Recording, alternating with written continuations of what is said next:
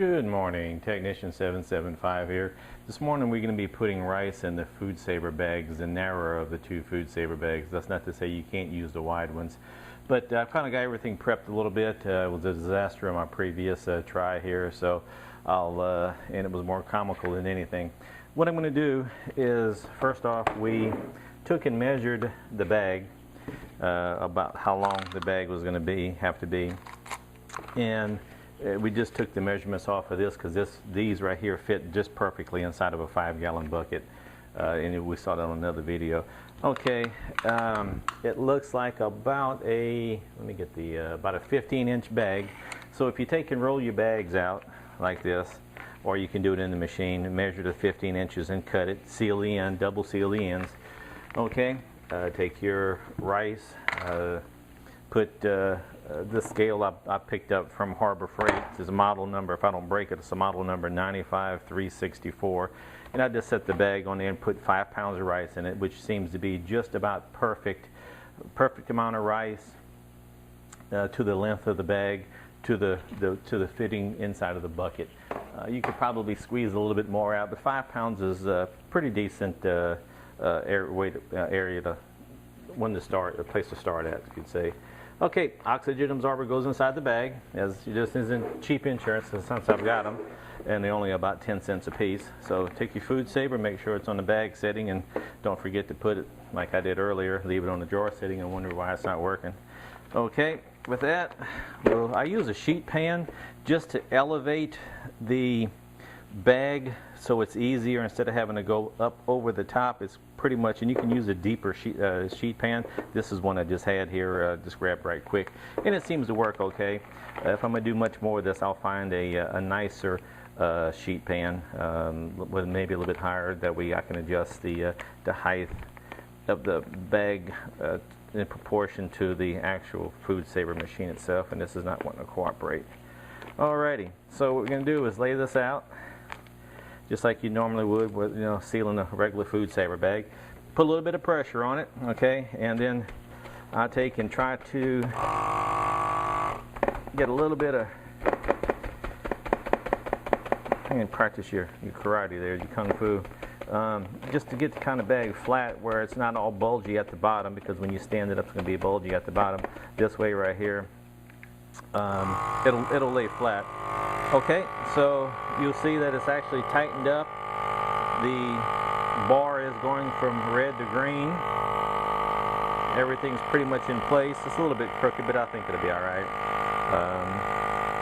Good and tight. It's all the way just about as far as it's going to go. Put a little bit more pressure on the lid. Looks good. Hit it all the way down for a seal. Okay, the green light's going off. Pull it back about maybe 3/8 of an inch,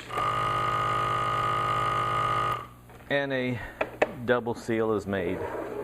Alrighty, I did do a comparison. I was kind of curious to how much the Food Saver bags cost versus the mason jars.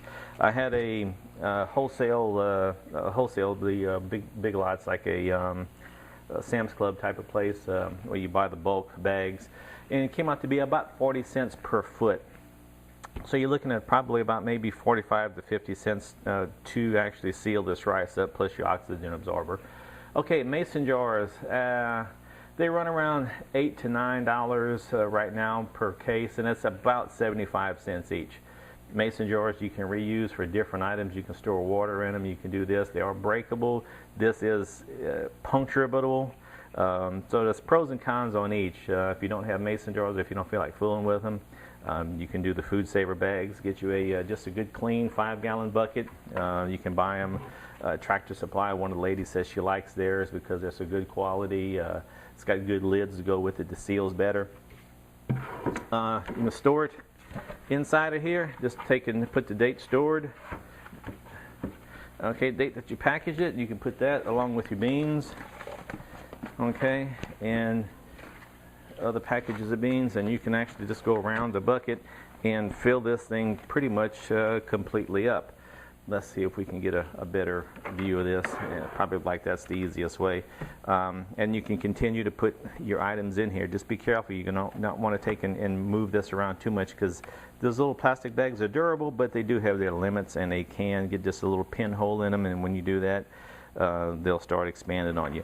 I would, after 24 hours, go back and check and see and make sure it's still hard, because if you have just a little pinhole, or if it doesn't seal real well, you'll get a little leakage, and about 24 hours later you'll find out. You can go back in and reseal them and redo it. So with that said,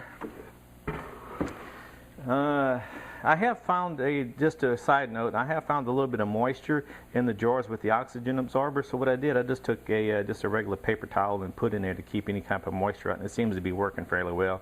You just put your oxygen absorbers back in your paper towel, vacuum seal it with your machine here, and you're pretty much ready to go, and it keeps the moisture out.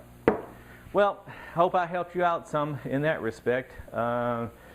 You can use cat litter buckets. Okay, we have cats here, we use cat litter. The only problem with that is on the inside of the bucket, I don't know if you can see this or not, but on each one of the corners there's a little lip of some sort. Put some masking tape over that, that way this little raised edge right here won't puncture your bags. Cheap masking tape, a couple of 2 or 3 layers of that, and it should help out. And that way you can actually, get something else out of your cat litter bucket, cat litter that you buy. So, okay, 775, signing off.